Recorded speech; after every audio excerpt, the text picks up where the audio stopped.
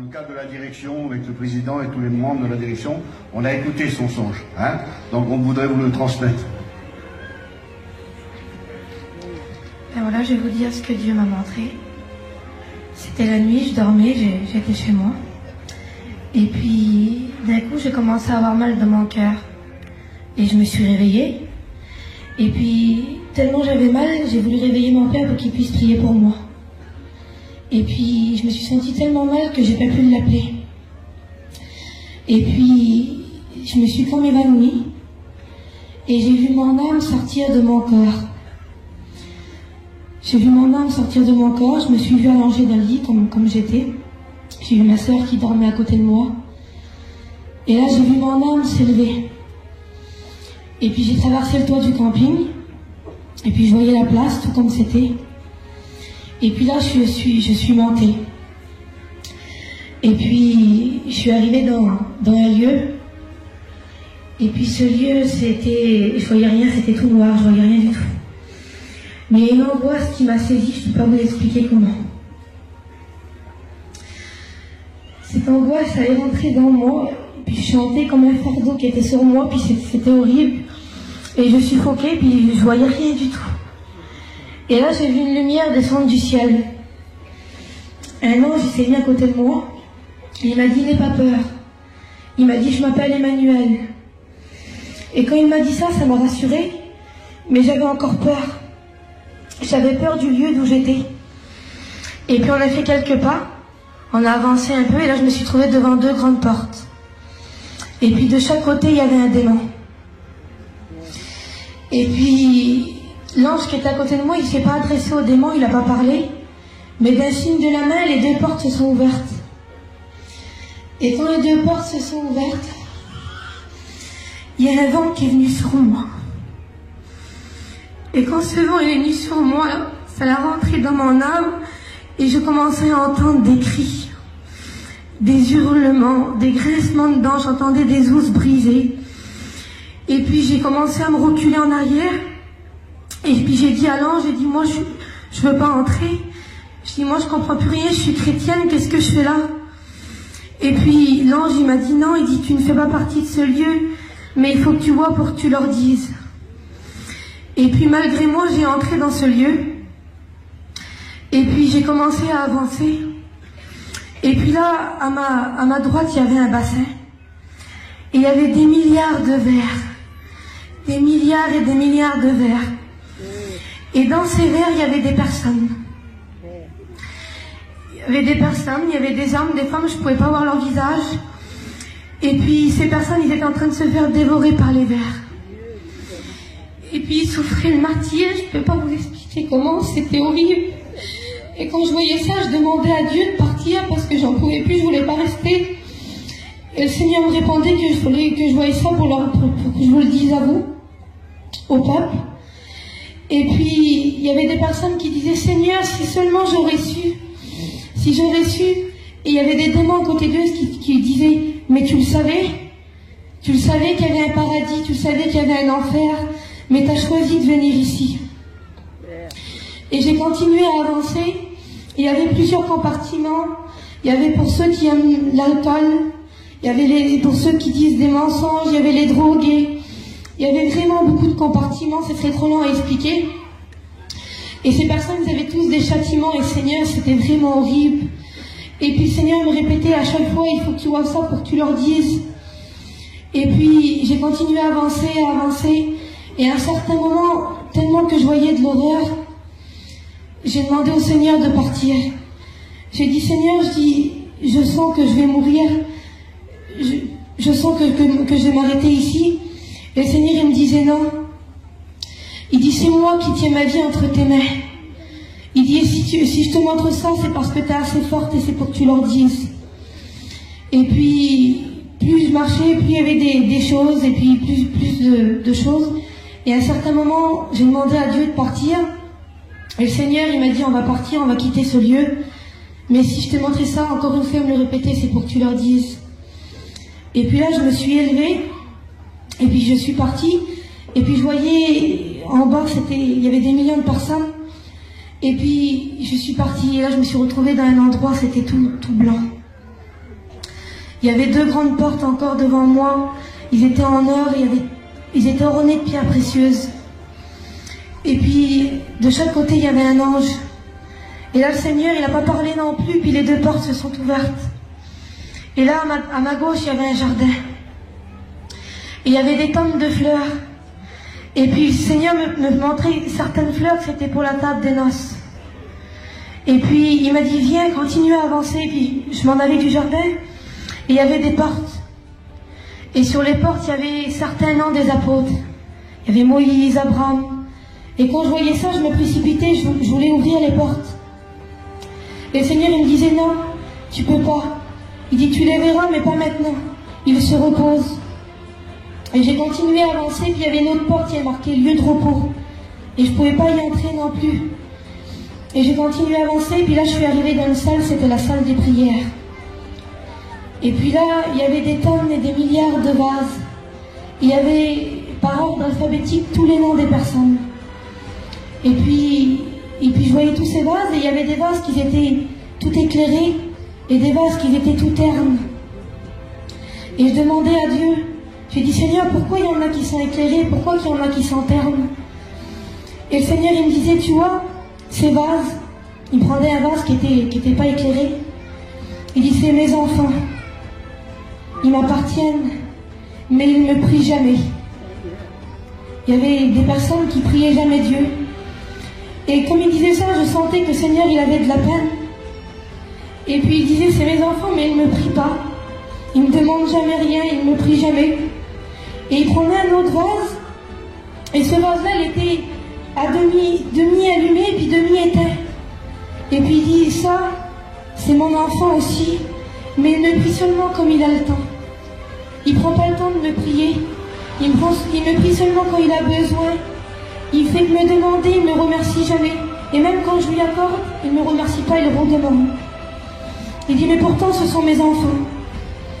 Et puis là, il prenait un vase, et là, ce vase-là était tout éclairé.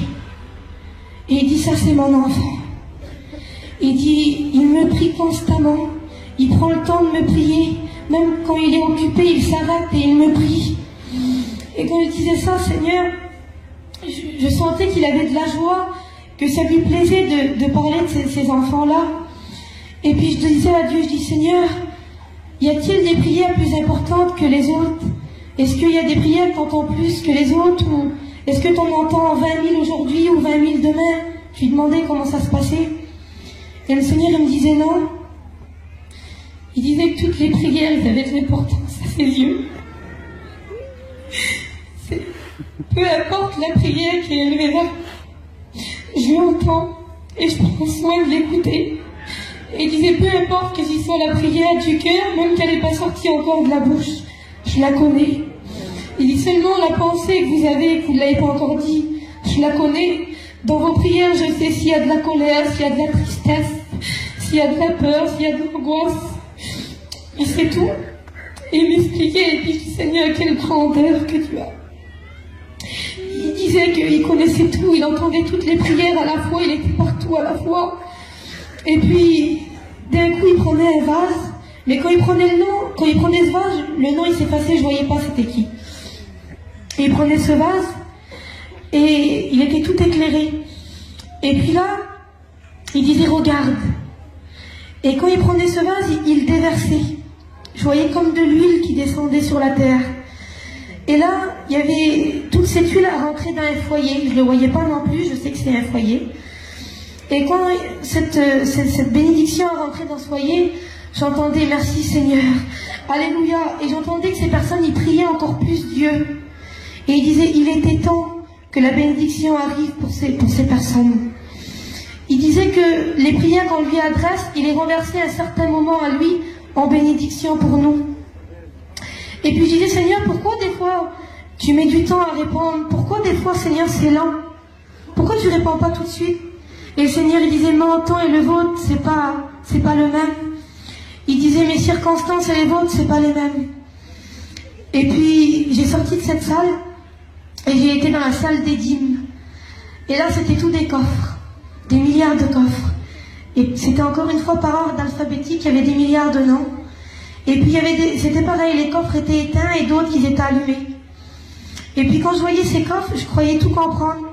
Et puis je disais, Seigneur, ben le coffre là, je dis c'est quelqu'un qui donne beaucoup, puis lui qui donne pas beaucoup. Et le Seigneur il me disait, non, tu te trompes. Et puis Seigneur, je comprends pas. Et le Seigneur il prenait un petit coffre, et il était tout éclairé. Et il disait, tu vois, cette personne-là, il dit, elle donne ce qu'elle peut. Elle le fait de tout son cœur. Même si elle donne pas beaucoup, elle fait comme elle peut. Mais elle le fait avec son cœur. Il dit, et ça m'est agréable. Et puis, il prenait un autre coffre qui était éteint. Et il disait, cette personne-là, elle donne beaucoup. Il disait pas que c'était mal, mais il disait qu'elle faisait pas de son cœur, qu'elle faisait pour se montrer. Et c'était pas agréable. Là, Dieu, il préférait quelqu'un qui donnait peu, mais avec son cœur. Et puis, j'ai sorti de cette salle, et j'ai arrivé dans la salle des victoires. Et puis là, c'était pareil, c'était comme des vaches, je pouvais voir en travers. Et puis, je voyais pas les personnes, mais je voyais des baptêmes, je voyais des mains qui se levaient. Et puis, je demandais à Dieu, je dis, Seigneur, c'est quoi ça? Et le Seigneur, il me disait ça, c'est toutes les victoires que vous remportez avec moi. Il dit, c'est noté ici. Et puis, la salle, elle n'avait pas de fin. Et puis, je dis, Seigneur, je dis, elle n'a pas de fin, cette salle. Il dit, mais avec moi, les victoires n'ont jamais de fin. Et puis, quand il disait ça, je comprenais vraiment la grandeur de Dieu. Et puis dans un des vases, je me voyais à moi. Et je dis, Seigneur, je suis là, moi, pourquoi je suis là, c'est quoi? Et le Seigneur, il me disait le jour, la date, le lieu, l'endroit, il me disait tout. Il dit, tu te rappelles quand tu avais de la haine et que je t'en ai délivré? C'était une victoire. Il dit, c'est noté ici. Et puis, j'ai dit, Seigneur, pourtant c'était mon âme qui était là-bas, mais ça me bénissait. Et puis quand j'ai sorti de ce lieu, j'ai vu un ange qui était de dos. Et devant lui, il avait un livre. Et devant lui, il y avait des anges qui faisaient aller-retour de la terre au ciel. Et puis j'ai demandé à Dieu, j'ai dit, Seigneur, il fait quoi lui? C'est quoi son travail? Et il dit, tu vois, il dit, les anges qui viennent devant lui, il dit, ils viennent dire ce que vous faites. Toutes les bonnes œuvres que vous faites, ils sont notés et c'est compté pour mettre les perles sur vos couronnes. Tout était noté. Et puis les anges, ils venaient, ils disaient à l'ange, il notait, selon nos œuvres, ils mettaient pour mettre les perles sur nos couronnes. Et puis là, j'ai entré dans la salle et là, c'était tous les couronnes. Il y avait des milliards de couronnes. Il y en avait qui étaient ornées de diamants, puis il y en avait qui étaient toutes simples. Et puis, je voyais un ange qui les faisait. Et le Seigneur, il me disait, tu vois, il dit, bientôt, je vais revenir. Il fait toutes les couronnes, là, ils sont presque tous finis. Il n'y aura pas une couronne en plus, il n'y aura pas une couronne en moins. Il fait bientôt, je reviens. Et j'ai sorti de cette salle encore, et j'ai entré encore dans une autre salle. Et là, c'était tous les vêtements blancs. Et j'en voyais, il y avait un ange qui était en train d'en faire. Et là, le Seigneur il me disait, là, c'est la même chose. Il dit, il n'y aura pas une robe en moins, il n'y aura pas une en plus, tout est compté. Il dit, bientôt, je vais revenir. Et puis, j'ai encore sorti de cette salle, et là, c'était la salle où il y avait les ceintures. Et il y avait encore des tentes de ceintures. Et puis, il me disait encore la même chose, bientôt, je vais revenir. Il n'y en a pas une en moins, pas une en plus. Tout est compté. Et j'ai sorti de ce lieu, et je me suis mis... Et puis, j'ai commencé à avancer, puis j'entendais des bruits de chevaux. Et puis, j'ai dit, Seigneur, c'est quoi ça? Et il me disait que c'était les cavaliers de l'Apocalypse, qu'ils étaient prêts. Et je voyais, et comme il m'a dit ça, Seigneur, je voyais comme un trou dans les nuages. Et il y avait tous des anges autour. Et ils avaient toutes les trompettes sur leur bouche. Et il me disait un seul mot de moi, et c'est fini. Il dit un seul mot de moi, et je reviens. Il dit, je vais revenir, je reviens. Et quand il disait ça, je voyais la table. La table a été préparée. Je voyais des anges qui préparaient.